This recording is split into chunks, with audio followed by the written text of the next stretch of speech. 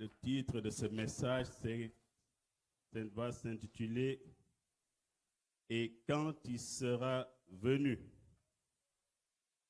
Des points de suspension. « Et quand il sera venu ?» Et vous devinez de qui je vais parler ce matin.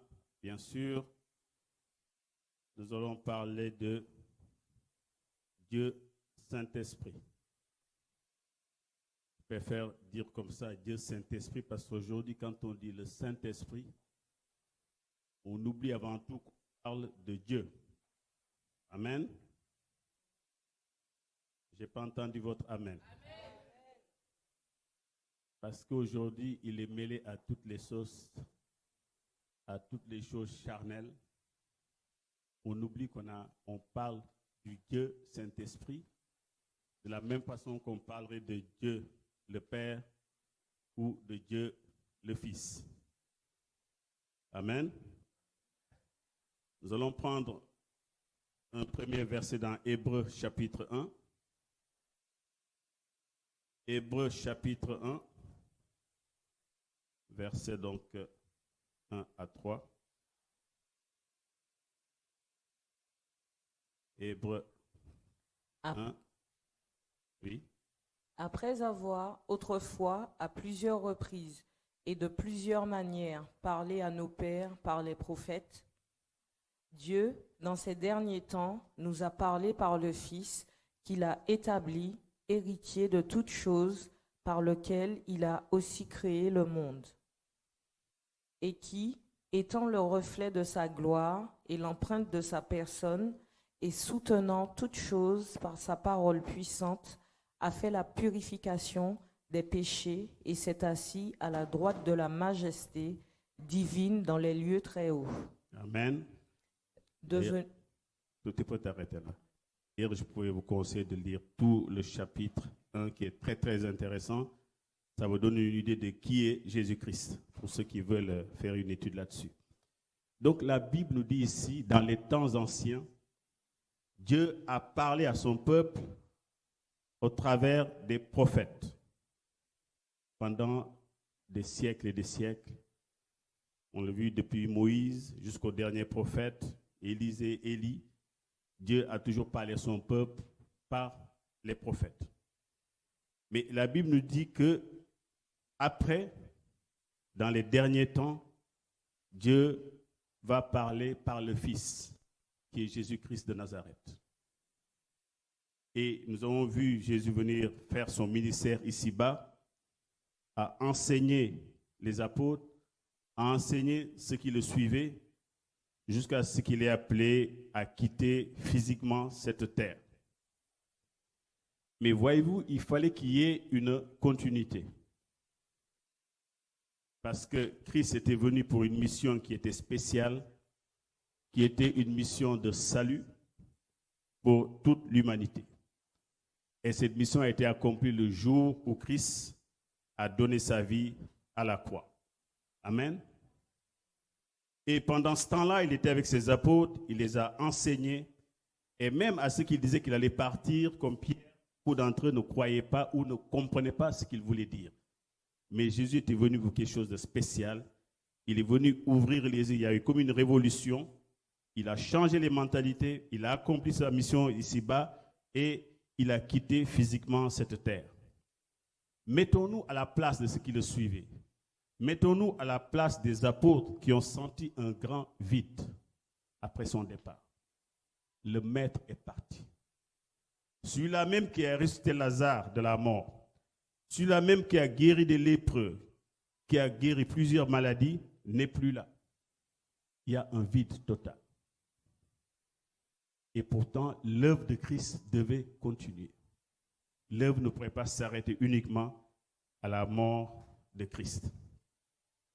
Et donc, la tristesse a envahi les apôtres qui se sont sentis tout d'un coup orphelins, qui se sont sentis tout d'un coup impuissants. Et c'est là où c'est intéressant parce que le christianisme venait de commencer. Et c'est là où Dieu le Fils ayant rejoint le Père, il fallait que le Saint-Esprit continue son œuvre. De la même façon que Christ est venu donc pour une mission de salut pour toute l'humanité, le Saint-Esprit est arrivé pour fonder l'Église, pour la fortifier, pour la consolider. Sans Saint-Esprit, il n'y a pas d'Église. Mais malheureusement, aujourd'hui, quand on parle du Saint-Esprit, vraiment, c'est triste. On le met dans toutes les sauces. On entend toutes sortes de choses, on dit Saint-Esprit, Saint-Esprit. C'est pourquoi aujourd'hui, je dirais Dieu, Saint-Esprit, pour qu'il y ait quelque chose qui nous marque, qui nous impacte. Il est Dieu avant tout. Alléluia. Et c'est ce que Jésus donc va enseigner aux apôtres. Nous allons commencer d'abord par Jean 16, versets 5 à 14. Jean 16, versets 16 à 14. 16. Je peux le lire. Vous l'avez? Maintenant, je m'en vais vers celui qui m'a envoyé, et aucun de vous ne me demande où vas-tu? Mais parce que je vous ai dit ces choses, la tristesse a rempli votre cœur. Cependant, je vous dis la vérité. Il vous est avantageux que je m'en aille, car si je ne m'en vais pas, le Consolateur ne viendra pas vers vous. Mais si je m'en vais, je vous l'enverrai. Et quand il sera venu, il convaincra le monde en ce qui concerne le péché, la justice et le jugement. En ce qui concerne le péché, parce qu'il ne croit pas en moi. La justice, parce que je vais au Père et que vous ne me verrez plus. Le jugement, parce que le prince de ce monde est jugé. Amen. Cependant, je vous le dis, il dit d'abord parce que je vous ai parlé ainsi, la tristesse a rempli votre cœur, parce que je m'en vais. Quand quelqu'un quitte ce monde, vous êtes habitué à un ami le jour, même quand quelqu'un voyage seulement, vous l'accompagnez à l'aéroport, parfois vous avez une certaine nostalgie, une certaine tristesse. Et pendant 3 ans, Christ a accompli son ministère avec ses apôtres, et le moment venu, il dit, je m'en vais. Et il le dit, cependant, la tristesse a rempli votre cœur. Mais il leur dit, cependant, je vous le dis, je dis la vérité. C'est Jésus-Christ qui parle. Il est avantageux pour vous que je parte. Bien aimé, ce verset-là, rien que ce mot-là mérite d'être encadré, souligné en 10, 15, 20 fois si vous voulez. Il est avantageux pour vous que je parte. Car si je ne pars pas, le Consolateur ne viendra pas vers vous. Mais si je m'en vais, je vous l'enverrai. Amen. Le Consolateur. Il y a plus d'avantages pour vous que moi, je m'en aille vers le Père, afin que Dieu, Saint-Esprit, puisse venir commencer aussi son œuvre ici-bas. Il est avantageux pour vous. Et nous allons voir en quoi il y a plus d'avantages que le Saint-Esprit soit là.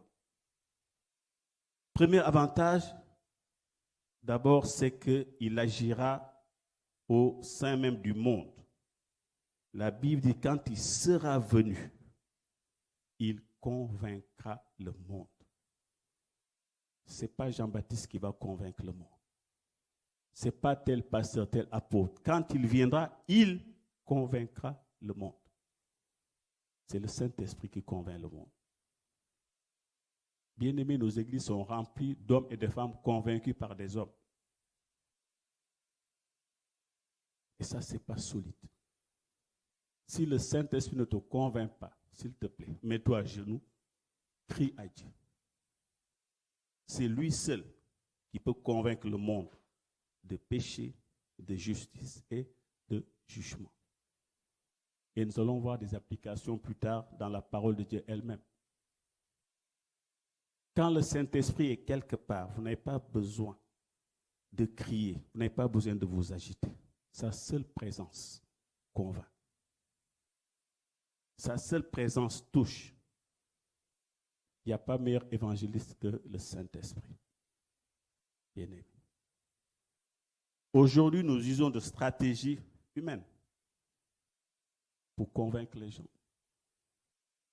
Vous ne verrez jamais dans la Bible Là, on insiste pour dire à quelqu'un, tu ne sais pas ce qui va arriver demain, donne ta vie à Jésus.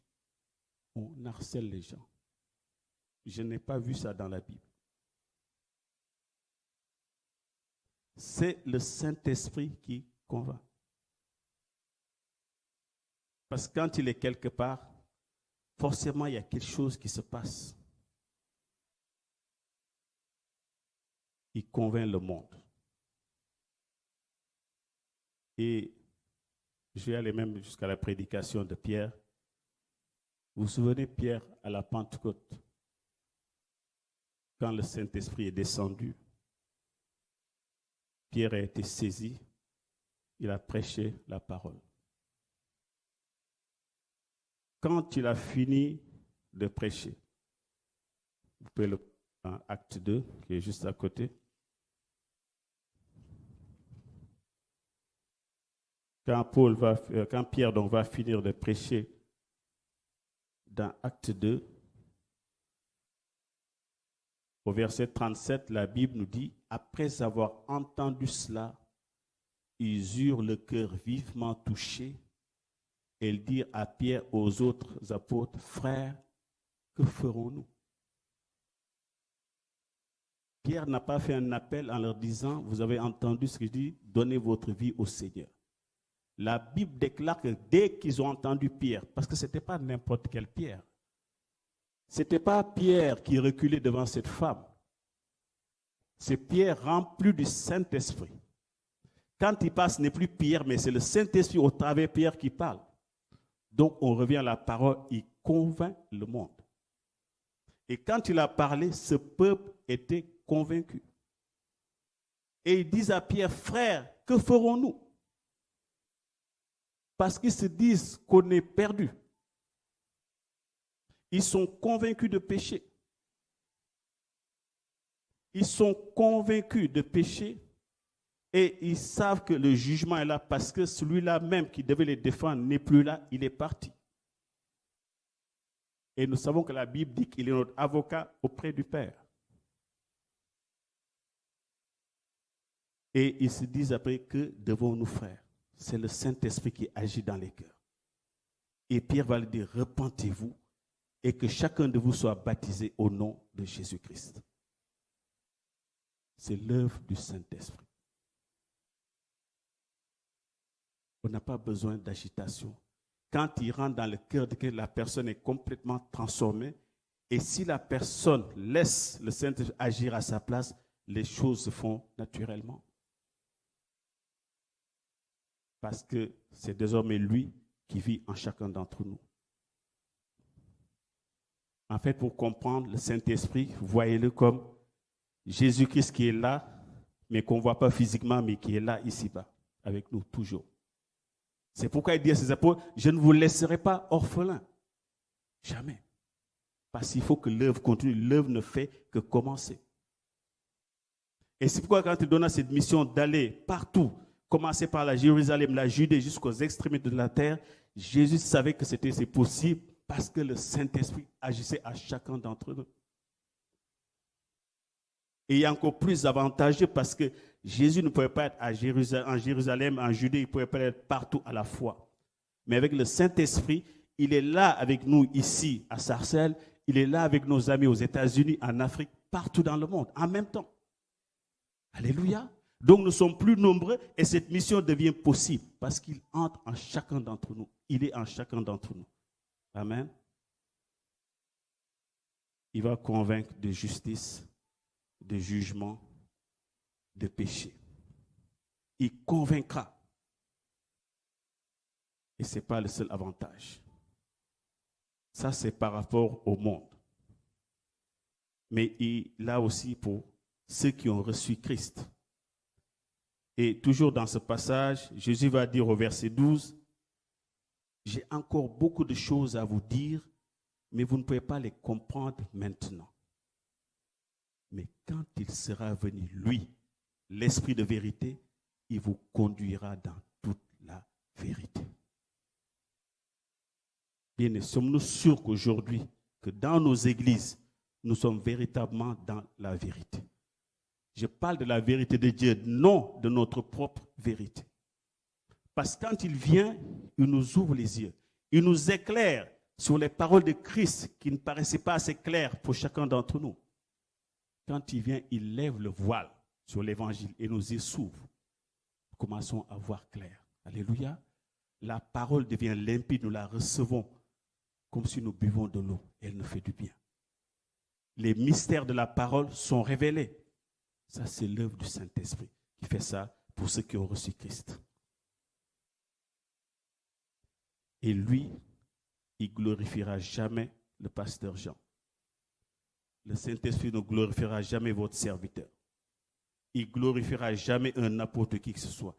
Mais Jésus nous dit en verset 14, lui, il me glorifiera parce qu'il prendra de ce qui est à moi et vous l'annoncera. Le Saint-Esprit il est là pour glorifier Christ. Quand il est là, on voit Christ. On ne voit pas un homme. Dès qu'un homme se met devant, l'œuvre ne sera jamais stable, ne sera jamais solide.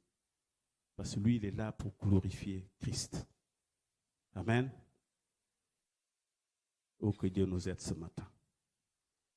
Quand il sera venu, tout change. Toujours dans le même passage, nous allons prendre cette fois-ci toujours dans le Jean 14 cette fois-ci.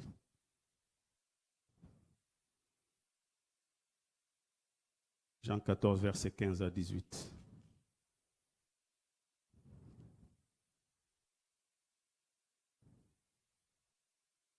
Si vous m'aimez, gardez mes commandements.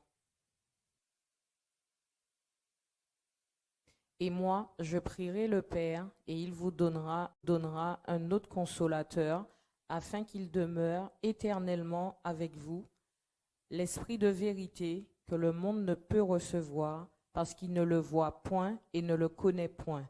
Mais vous, vous le connaissez, car il demeure avec vous, et il sera en vous. Je ne vous laisserai pas orphelins, je viendrai à vous. Amen. Je vous enverrai un autre consolateur. C'est là où quelques-uns de nos amis musulmans se sont trompés en disant que Jésus a dit qu'il va envoyer Mohamed quand il va partir. Mais ce que les gens ne comprennent pas, ce mot « autre », quand on dit « autre », ce n'est pas quelque chose de différent. Dans les traditions grecques, quand on dit cet autre-là, alors c'est quelqu'un qui est de la même nature que moi. De la même nature. Aucun changement, c'est la même chose. Et voyez-vous qu'il sera maintenant éternellement avec vous. Encore un avantage. Jésus ne pouvait pas être physiquement, éternellement avec nous, ici-bas. Mais la Bible dit que jusqu'à notre mort et même au-delà, il sera toujours avec nous et en nous. Amen. L'esprit de vérité que le monde ne peut recevoir, parce que le monde ne le connaît pas. Mais vous, vous le connaissez, nous dit la Bible. Nous le connaissons parce qu'il demeure près de vous et qu'il est en nous. C'est là où nous devons faire une pause. Le Dieu Yahvé, le Dieu El Shaddai, celui qui a créé toutes choses, la Bible déclare, mon frère, ma sœur, qu'il est en toi. Il est en toi. Dis-moi, qu'est-ce qui te manque? Si celui qui a créé toutes choses, celui en qui est toutes choses, les visibles comme les invisibles, la Bible déclare qu'il a fait de toi sa demeure. C'est là où parfois je veux que nous puissions ouvrir nos yeux. Le chrétien ne peut pas être quelqu'un d'orphelin. Ce n'est pas quelqu'un qui est vide. Il n'est pas un homme naturel. Nous ne sommes pas dans une œuvre naturelle comme ça. Dieu ne va pas venir habiter dans ton corps et que tu demeures un homme ordinaire. Ce n'est pas possible. Mais est-ce que nous sommes conscients de qui nous sommes? Parce que nous ne sommes pas conscients de ce que nous sommes, ce n'est pas le Saint-Esprit qui va faire ce travail. Mais si je sais qui je suis en Christ, si je sais qui habite en moi, forcément, dans ma façon de penser, beaucoup de choses changent. Regardez comment Christ a marché sur terre. Et c'est lui le modèle. Le Saint-Esprit vient nous dire, vous êtes tous des Christ. Parce que toute la puissance qui était en Christ est désormais en chacun de nous. Mais c'est difficile à faire rentrer dans la tête d'un être humain. Sauf que nous ne sommes pas des simples êtres humains. La divinité de Dieu est en chacun d'entre nous. Nous sommes des dieux. Je le dis une fois. Et c'est cet évangile-là qui m'a porté, qui m'a donné la force. Les premiers livres que j'ai lus sur le Saint-Esprit m'ont bouleversé. Parce que j'ai commencé à prendre conscience de qui je suis, de qui habite en moi. Et quand on est conscient de cela, on n'a plus besoin qu'on nous presse sur certaines choses parce qu'il y a une réalité qui nous habite, qu'on arrive à comprendre. Dieu, Saint-Esprit, il est avec nous et il est en nous. C'est pourquoi quand tu te consacres et quand le diable te voit, il sait à qui il a affaire. Mais toi, est-ce que tu sais qui tu es réellement? C'est ça le véritable problème. C'est ça la véritable question. Le Saint-Esprit ne peut pas venir habiter en nous pour que nous soyons des êtres normaux, peureux. Des gens qui ne savent pas qui ils sont, qui ne connaissent pas leur identité. C'est un gâchis. Regardez nos prédécesseurs. Regardez Moïse, Élie, Élisée, Daniel. Dieu n'habitait pas en ces gens-là. Le Saint-Esprit n'était pas descendu. Dieu leur donnait cette puissance de faire telle ou telle chose. Mais aujourd'hui, il dit qu'il sera en chacun d'entre nous. Et le Saint-Esprit est Dieu. Quand Ananias et Saphira ont menti sur leur possession, Pierre il a dit une chose qui est formidable quand nous lisons dans Acte 4, verset 3. Pierre leur dit, mais ce que vous venez de faire, vous venez tout simplement de mentir au Saint-Esprit. Pierre ne le dit pas, vous avez menti à Jésus, a dit, vous venez de mentir tout simplement au Saint-Esprit. Acte 4. Acte 5 plutôt, excusez-moi. Acte 5, à partir du verset même 4, la Bible nous dit que lorsque tu l'avais, ne demeurait-il pas à toi et après tu l'as vendu, le prix n'est-il pas à ta disposition? Il dit, ce n'est pas des hommes que tu as menti, mais à Dieu. Ça, c'est le verset 5. Mais si vous lisez plus haut, au verset 3, Pierre leur dit, Ananias, pourquoi Satan a-t-il rempli ton cœur au point de mentir à l'Esprit Saint? C'est lui qui est avec nous en ce moment ici-bas. C'est son ministère. C'est le Dieu Saint-Esprit. Nous sommes à l'ère du Dieu Saint-Esprit. Pourquoi as-tu menti à l'Esprit Saint? Et c'est ce Dieu Saint-Esprit qui vient habiter en chacun de nous et qui vit en chacun de nous en ce moment. Que Dieu nous aide ce matin. D'encore des avantages, toujours dans Jean 14, ce passage que nous avons lu tout à l'heure. Il nous dit aussi, je ne vous laisserai pas orphelins, nous l'avons vu tout à l'heure. Au verset 26, mais le consolateur, le Saint-Esprit que le Père enverra en mon nom, c'est lui qui vous enseignera toutes choses et qui vous révélera tout ce que moi je vous ai dit. Il nous enseignera toutes choses. Et nous révélera beaucoup, beaucoup de choses. Amen. Je reviens au verset 16, il y a quelque chose que j'ai omis de dire. Il nous dit aussi, à partir du verset 13, quand il sera venu, lui, l'Esprit de vérité, il vous conduira dans toute la vérité. Et verset 14, il dit donc, il me glorifiera parce qu'il fera ce que les personnes l'ont vu tout à l'heure, mais à la fin du verset 13, il dit, mais il parlera de tout ce qu'il aura entendu et vous annoncera les choses à venir. Choses qu'on ne voit plus dans nos églises. Nous allons de surprise en surprise. Bien aimé, j'ai connu une époque où le Saint-Esprit révélait des choses à venir. Dans l'église, mais dans les vies. Aujourd'hui, malheureusement, les gens sont obligés d'aller voir les voyants, les marabouts, pour leur révéler leur vie. Alors que la Bible nous dit que le Saint-Esprit révélera les choses à venir et nous l'annoncera.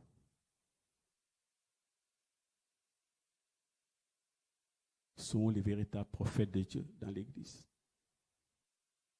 qui annoncent les choses à venir. Qui, pendant qu'ils dorment, Dieu leur révèle des choses bénéfiques pour l'Église.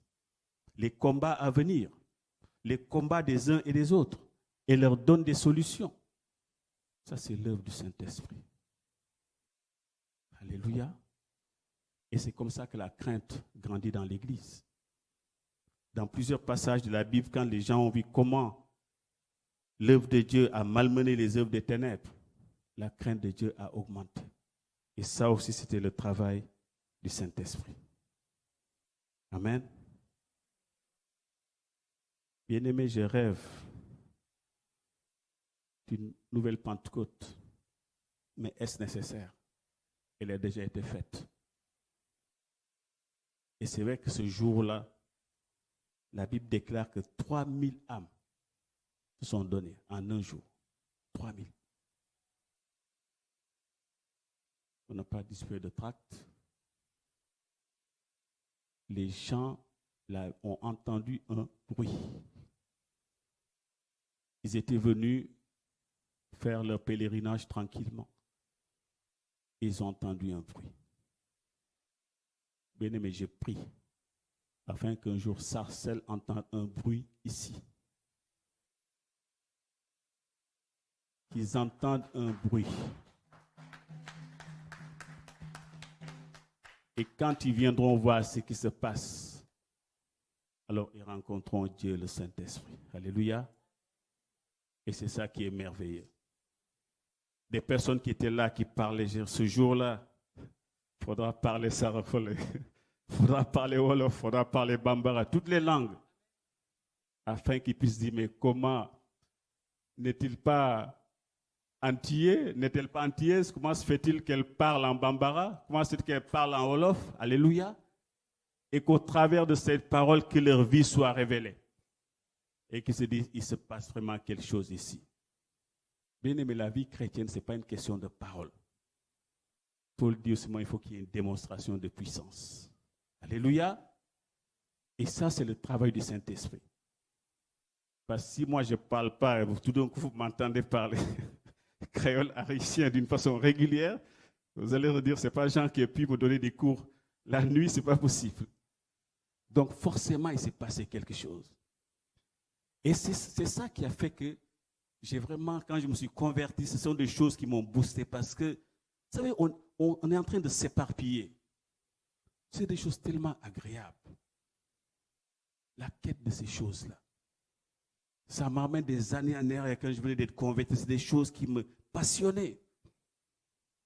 L'œuvre du Saint-Esprit au travers des vies. Maintenant, on a mis tout ça de côté. On a tellement de stratégies qu'on ne voit plus le Saint-Esprit. On voit de grands serviteurs de Dieu. Mais on ne voit pas notre cher Dieu Saint-Esprit à l'œuvre. Il est derrière, il laisse. Dès qu'on se met devant, il se met en retrait. Il nous laisse. Et les gens sont remplis de nos enseignements, de nos connaissances. Ils ne sont pas remplis de la parole de Dieu, de la connaissance de Dieu, et ne connaissent même pas ce Dieu à qui ils auront affaire un jour. Et c'est dommage. À la Pentecôte, la Bible dit que leurs cœurs furent vivement touchés. Parce que quand Pierre a fini de prêcher, ils se sont dit, mais qu'est-ce que nous allons devenir? Nous venons de nous rendre compte que nous avons tué celui qui devait nous sauver. Et Pierre les a rassurés en disant que l'œuvre n'est pas terminée. Le sang de Christ agit toujours. Repentez-vous seulement et que chacun de vous soit baptisé au nom de Jésus-Christ. Et vous serez sauvés. Et même si vous ne l'avez pas vu physiquement, il viendra habiter en vous. Et il fera la même œuvre qu'il faisait physiquement au travers de chacun d'entre vous. C'est ça le message du salut. Et ça donne de la joie. Amen. Qu'avons-nous fait de Dieu Saint-Esprit? Comment peut-il habiter en chacun d'entre nous et voir que nos vies sont misérables? Comment peut-il habiter en nous et voir que même le païen qui s'approche de nous ne sent même pas que nous sommes différents? Il y a quelque chose qui s'est passé, bien-aimé. Paul, Pierre et Jean, nous dit la Bible, ils allaient tous les jours au temple.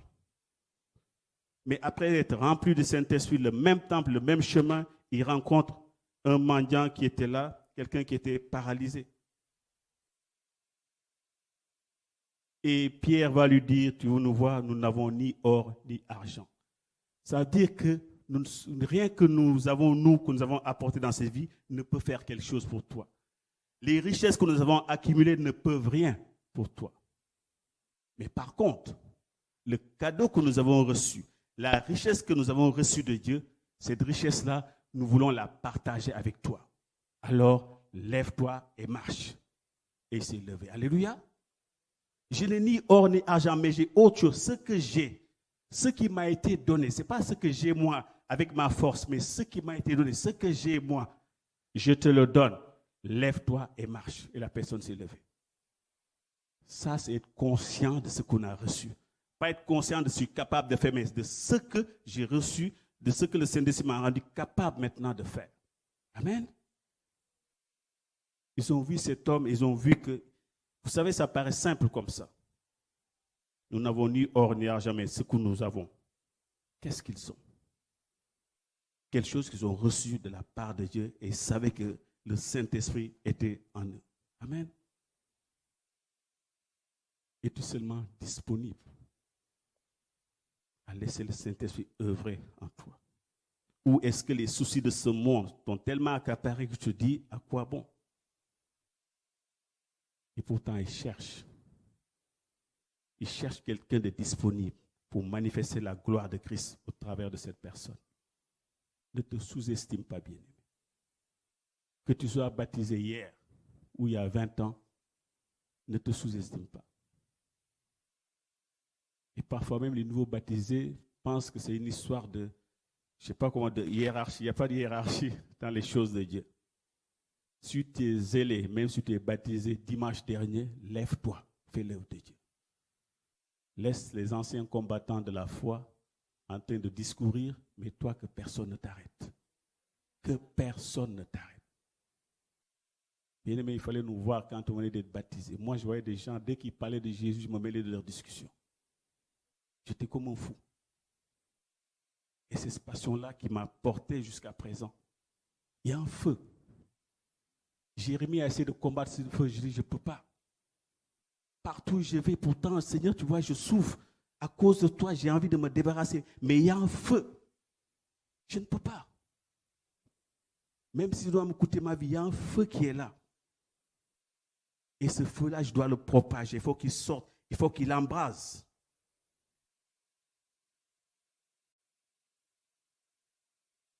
Oh, si nous pouvons connaître son œuvre au travers de nos vies. J'ai tellement vu agir. Vous savez, ce qui est merveilleux, c'est de se lever le matin et dire, je ne suis pas seul. Je suis sa maison. Il habite chez moi. Je dis ça parce que je sais que chez vous aussi, l'homme le plus puissant de ce monde, le plus riche, dit, je vais venir vous rendre visite. Je peux vous assurer que beaucoup d'entre nous vont peut-être s'endetter. Changer les meubles, faire beaucoup de choses, les meilleurs plats, la bonne viande, la bonne table. Et pourtant, lui qui a créé toutes choses. Et je viens demeurer. Ce n'est pas venir rendre visite, mais demeurer éternellement en vous. Donc chaque jour, ça doit être la fête. Chaque jour, ça doit être la meilleure table en moi. Alléluia. Si nous avons compris ces choses, nos vies vont forcément changer. Mais à chaque fois qu'on dirait Saint-Esprit, n'oubliez jamais de mettre Dieu, Saint-Esprit. C'est Dieu, Saint-Esprit. Ce n'est pas seulement je dis le Saint-Esprit, non, c'est Dieu, le Saint-Esprit. Amen.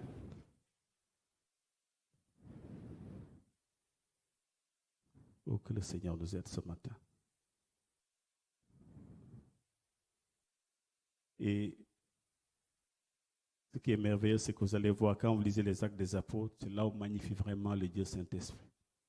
Tout ce qui va être fait, partout. Paul, partout, il ira, il parle toujours du Saint-Esprit. Le Saint-Esprit, le Saint-Esprit, le Saint-Esprit. À Philippe, il l'empêcha d'aller quelque part. À Paul, il va prévenir. Paul dit, quelque chose me dit que le Saint-Esprit me dit que là où j'irai, il y a les tribulations qui m'attendent. Et le Saint-Esprit qui va parler à Paul. Comment se fait-il qu'il ne parle plus dans nos églises? Comment se fait-il qu'il ne parle plus dans nos églises? Parce qu'aujourd'hui, nous avons atteint peut-être un certain niveau où on n'a plus besoin du Saint-Esprit, parce qu'il y a tellement de techniques humaines, tellement de stratégies. Et ce n'est pas l'évangile de Christ. Ce n'est pas la parole de Dieu. Ce n'est pas ça qui est important. Parce que la vraie œuvre, celle qui reste solide en chacun d'entre nous, c'est quand elle a comme début et fin le Saint-Esprit. C'est une œuvre qui reste, qui marque. Avec les stratégies humaines, on peut remplir le Stade de France. Et pourtant, le Saint-Esprit n'est pas dans ce livre. Aujourd'hui, c'est la course à je ne sais quoi. Peu de gens peuvent te dire, parfois ces grands serviteurs, qui sont nos frères, dire que voici ce que le Saint-Esprit m'a soufflé ou m'a dit. Et on n'inclut pas ça aux personnes qui sont là. Parce qu'aujourd'hui, si c'est là votre recherche, d'avoir cette communion étroite avec lui, il est disposé pour ça, il est prêt pour ça, Dieu Saint-Esprit. Encore faut-il que nous soyons préoccupés par cela, que nous soyons véritablement intéressés. C'est une question de soif. Jésus a dit que celui qui a soif, qu'il vienne et qu'il boive. Et des fleuves d'eau vive jailliront son sang. Souvenez-vous aujourd'hui de ta quête de Dieu, sachant que c'est lui qui est là aujourd'hui avec nous. Vous savez, la première révolution, comme je dis, c'était quand Christ est venu.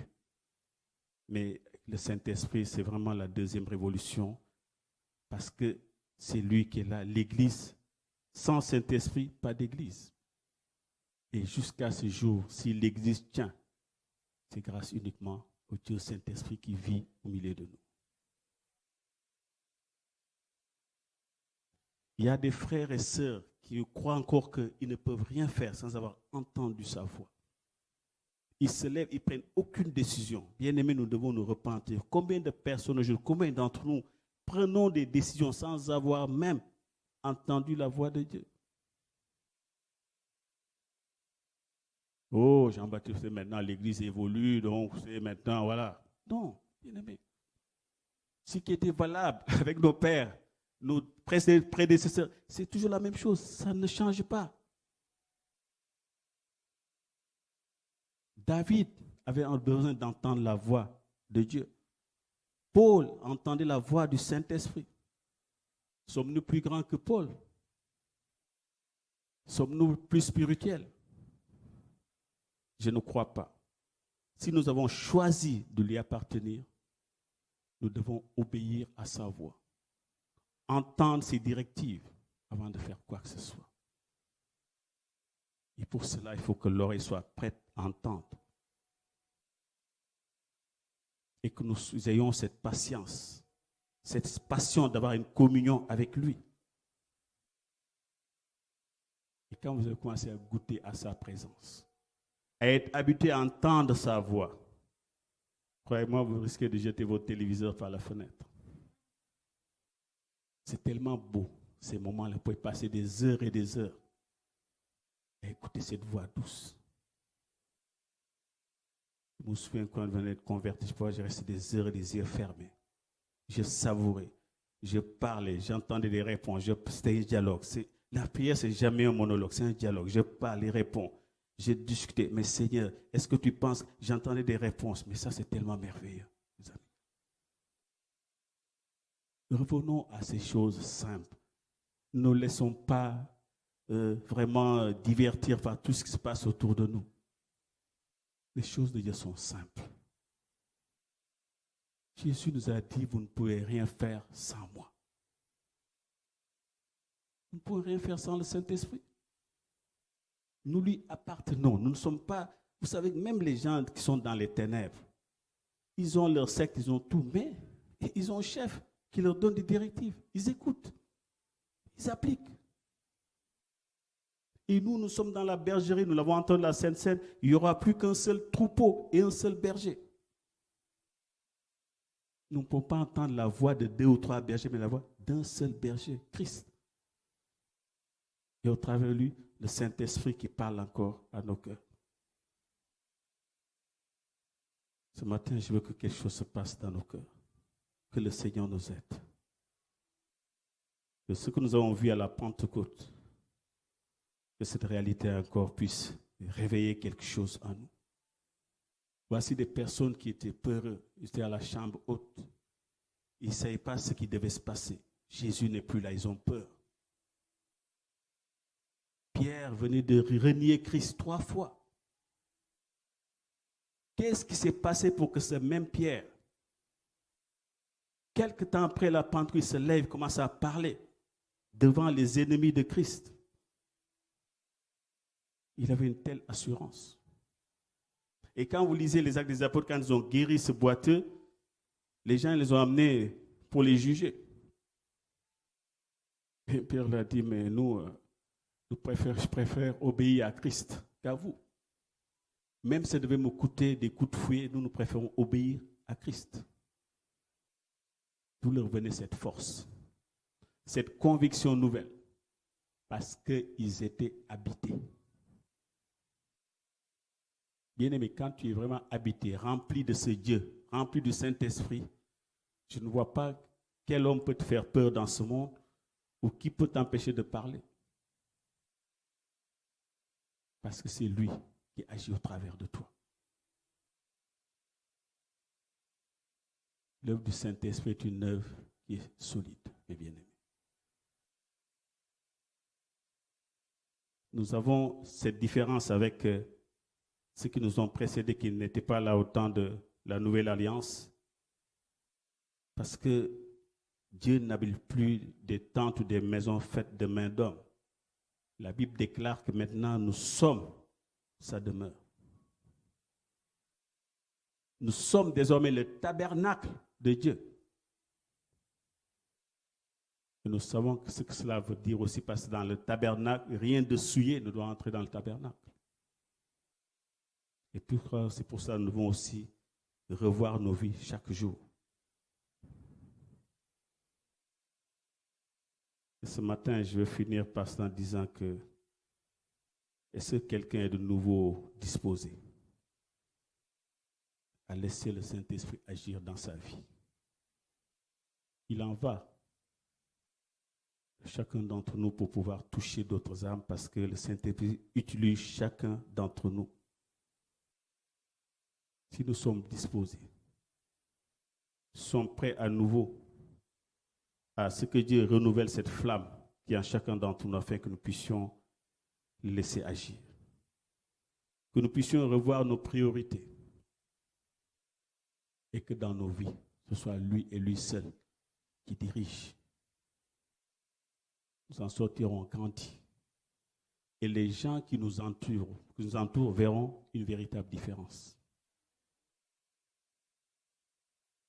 Les gens, quand ils vont nous approcher, vont voir autre chose. Et partout où nous irons, les ténèbres reculeront, je le crois, de tout mon cœur. Amen. Il nous enseignera aussi, comme nous l'avons entendu, les choses qui ne paraissaient pas claires. Le Saint-Esprit explique les Écritures.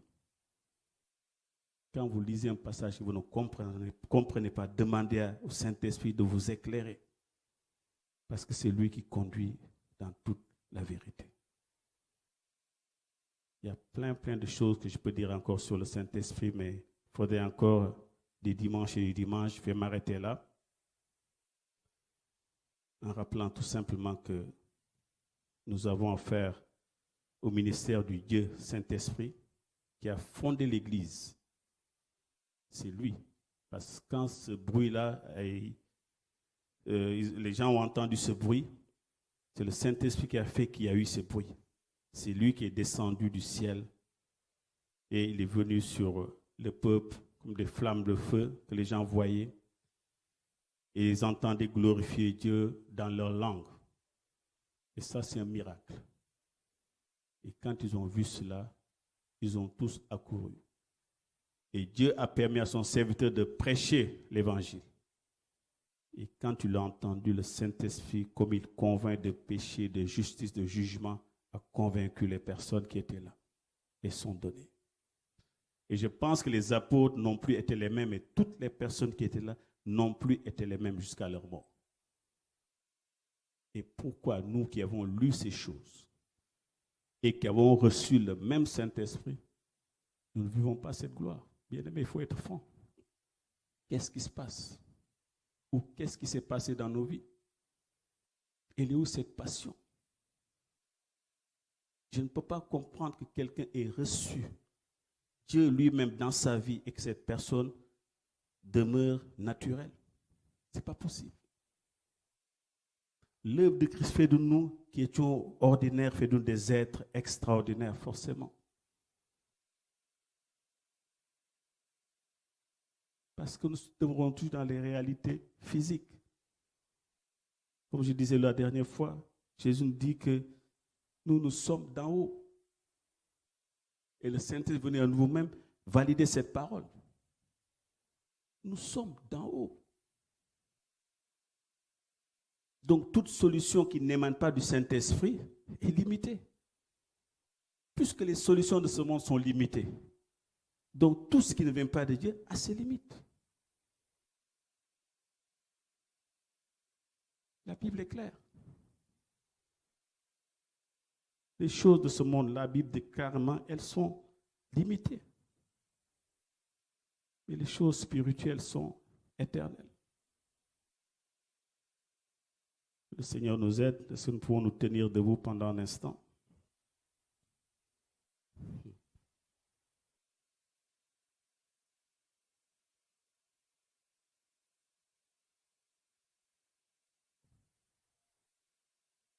Il y a quelque chose qui est merveilleux.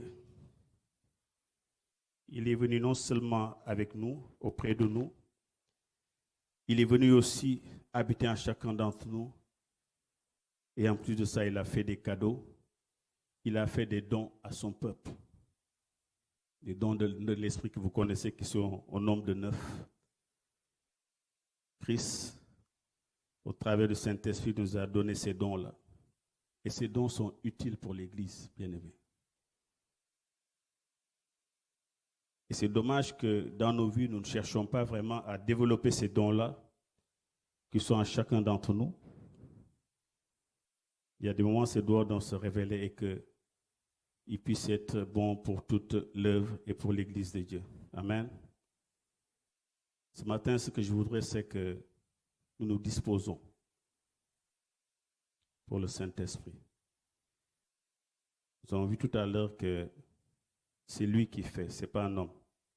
Certes, il se sert de nous pour faire, mais à condition que nous le laissons faire. Amen. Nous allons prier. Oh Seigneur Jésus. Alléluia. Cher Saint-Esprit, toi qui es Dieu, qui es venu par ta grâce être avec nous et être en chacun d'entre nous. Ô Dieu Saint-Esprit, à un moment nous avons oublié complètement que tu habitais en nous. Sinon nous nous comporterions autrement. Maintenant que Seigneur tu nous le rappelles, Saint-Esprit, nous voulons à nouveau nous effacer. Maintenant que nous avons pris conscience que tu demeures en chacun d'entre nous, nous voulons nous effacer et te laisser agir au travers de chacune de nos vies. Ce matin, je veux exister que par toi, Saint-Esprit. Je ne suis capable de rien. Sans toi, je suis faible.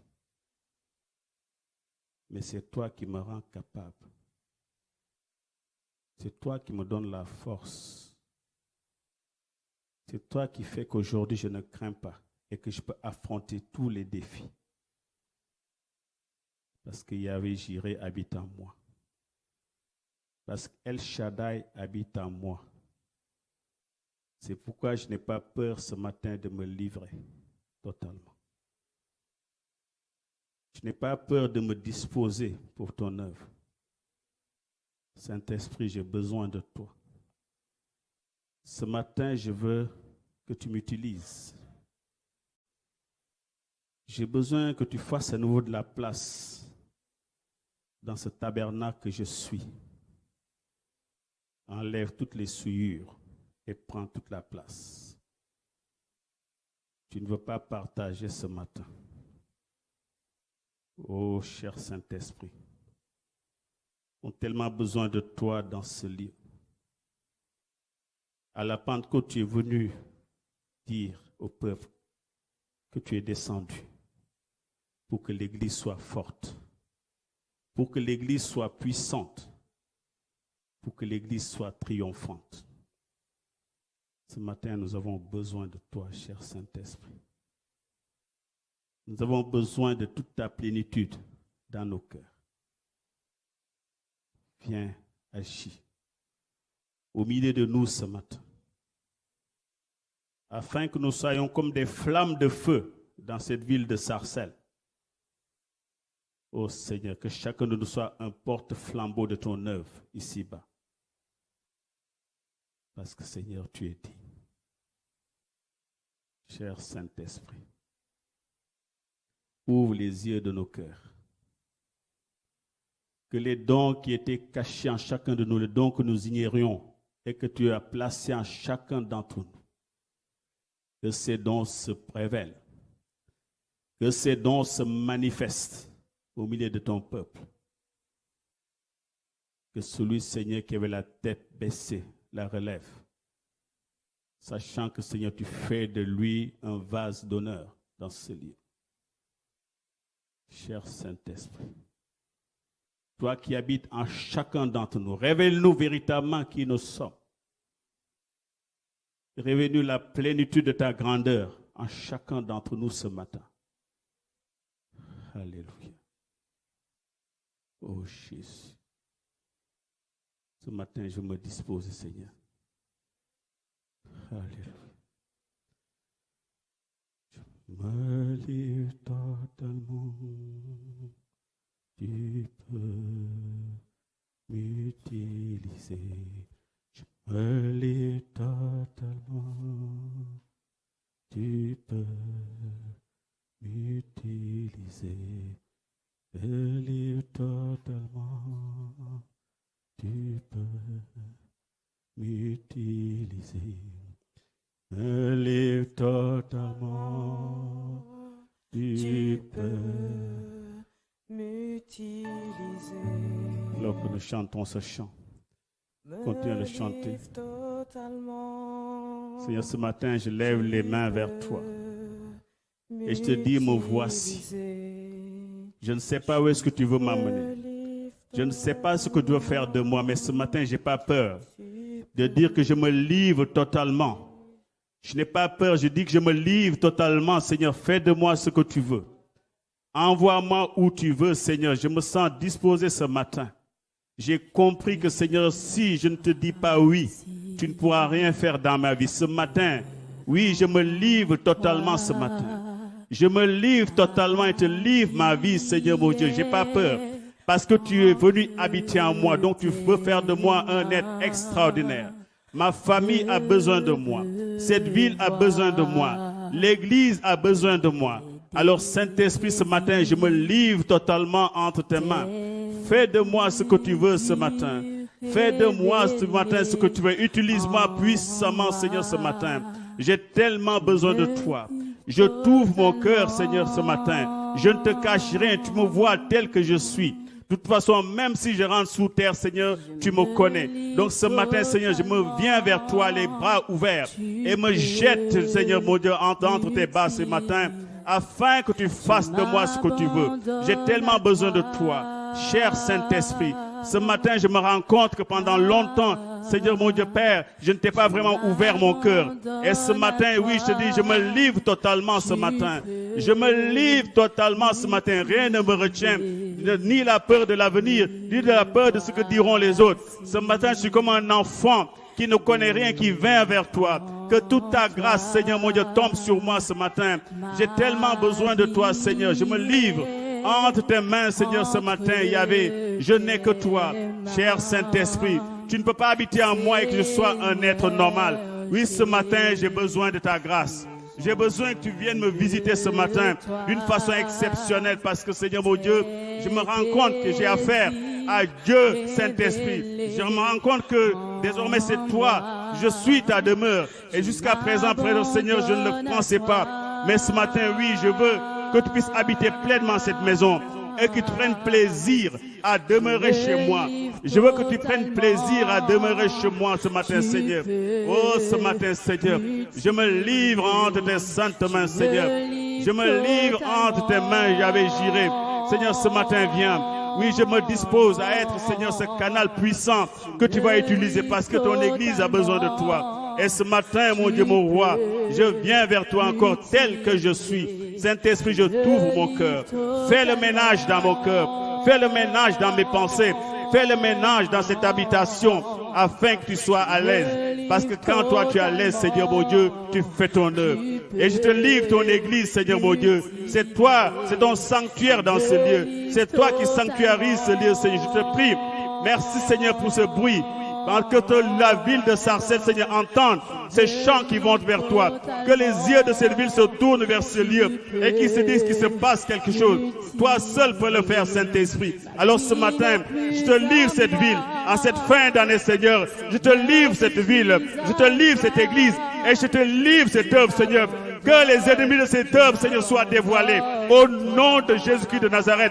Et que toi, Seigneur Saint-Esprit, tu puisses conduire désormais cette œuvre comme toi tu le veux. Je livre cette église entre tes mains. Je livre cette œuvre entre tes saintes mains, Seigneur. Alors ce matin, oui, ce matin, Seigneur, nous venons vers toi. Nous n'avons pas peur, Seigneur mon Dieu Père, de nous livrer entre tes mains. Parce que, Seigneur, peut-être jusqu'à présent, nous sommes livrés à nous-mêmes. Et nous nous sommes rendus compte que, Seigneur, nous ne sommes rien sans toi. Alors ce matin, nous voulons revenir vers toi et nous disons, nous nous livrons entre tes saintes mains, Seigneur, ce matin. Oh, sois glorifié ce matin, Seigneur. Merci, Père éternel, pour la restauration. Restaure, Seigneur, mon Dieu Père. Restaure spirituellement ce matin. Remplis les cœurs ce matin. Remplis les vies ce matin. Remplis jusqu'à la plénitude ce matin. Remplis-nous jusqu'à la plénitude ce matin. Oh, remplis ce matin. Remplis ce matin, Seigneur Jésus. Remplis nos vies ce matin, Seigneur. Remplis nos cœurs ce matin. Oh, le Dieu El Shaddai, le Dieu puissant. Remplis les vies ce matin, Saint-Esprit. Remplis les cœurs. Bannis la crainte dans les cœurs. Et ce matin, que la joie de vivre revienne dans le cœur. Que la joie de servir revienne dans les cœurs. Fais de nous, Seigneur, des serviteurs, Seigneur mon Dieu. Fais de nous des flammes de feu ce matin, afin que cette ville de Sarcelles soit éclairée. Que les flammes qui sont tombées sur ton peuple pendant la Pentecôte, que ces mêmes flammes soient ici ce matin au milieu de nous, Seigneur. Oh, sois glorifié ce matin. Toi qui es le Dieu glorieux. Oh, Jésus-Christ de Nazareth. Nous te louons ce matin. Nous te glorifions parce que tu es le Dieu puissant. Sois magnifié ce matin. Oh rabakiri bere shonda rababa. Soko rabakiri biri shekere be karabara sonda rababa. Rembamba baba kori bere sondoro kori biri shekere bebe. Sendere koraba hirikiri bere shokor rababa. Rinda rabakora bara shekere be kari biri. Solla bahirikiri bere hondoro koraba. Ekarebe kori bere shekere. Sender hori kari beri shekara baba baba ondare kiri bere sokor baba baba rekke rebebe kori bere shondoro baba kora bara sakkar rembamba baba kori bere shokkar baba kiri bere sokkar endere kor baba hori kiri bere shekar rimba hori kori bara karaba hindi kiri bere sekkere bebe karaba hori bere shekar baba kori bere sekkar. Oh Seigneur Jésus. Oh Saint-Esprit, ce matin encore, merci. Merci pour la grâce que tu nous fais de vivre, Seigneur mon Dieu, dans ce lieu. Merci la grâce que tu nous fais de savoir que nous sommes habités par toi, que nous sommes habités par le Dieu puissant. Ce matin, nous te bénissons. Restaure les vies, Seigneur, ce matin. Restaure cette maison que tu habites. Restaure ces maisons que tu habites pleinement. Restaure ces maisons que tu habites, Seigneur, ce matin. Ces maisons qui étaient abîmées. Restaure, passe les plaies, guéris ce matin. Restaure ces maisons. Restaure ces maisons, Seigneur, ce matin. Nous te bénissons, Seigneur, parce que tu es le Dieu tout-puissant. Oui, ce matin, Seigneur, je me livre. Je me livre totalement ce matin. Je me livre totalement ce matin, Seigneur, mon Dieu. Utilise-moi, Seigneur, mon Dieu, Père. Je me livre totalement ce matin. Je me livre entre tes mains, Seigneur, mon Dieu. J'enlève toutes les protections qui étaient à côté de moi. Seigneur, mon Dieu, j'accepte d'être ridicule ce matin. J'accepte d'être ridicule ce matin. Je ne connais rien. Je ne suis rien. Je n'ai que toi, Seigneur. Je me livre entre tes mains, Seigneur. Je me livre entre tes mains, Seigneur, mon Dieu, ce matin. Je me livre entre tes mains. Fais de moi ce que tu veux. Fais de ma vie ce que tu veux ce matin, Seigneur. Je me livre entre tes mains, Seigneur. Fais de moi ce que tu veux, Seigneur, mon Dieu. Je m'attends à toi. Je me livre totalement. Je fais tomber toutes les barrières qui étaient là, Seigneur, mon Dieu, afin de me donner totalement entre tes mains. Que ton nom soit béni dans ma vie ce matin. Que ton nom soit béni dans nos cœurs ce matin, Seigneur. Merci, cher Saint-Esprit. Révèle-nous ta personne au travers de nous. Révèle-nous véritablement qui nous sommes ce matin, afin que désormais rien ne soit plus comme avant. Je te bénis, je te loue, Seigneur, ce matin. Il est bon d'être dans ta présence.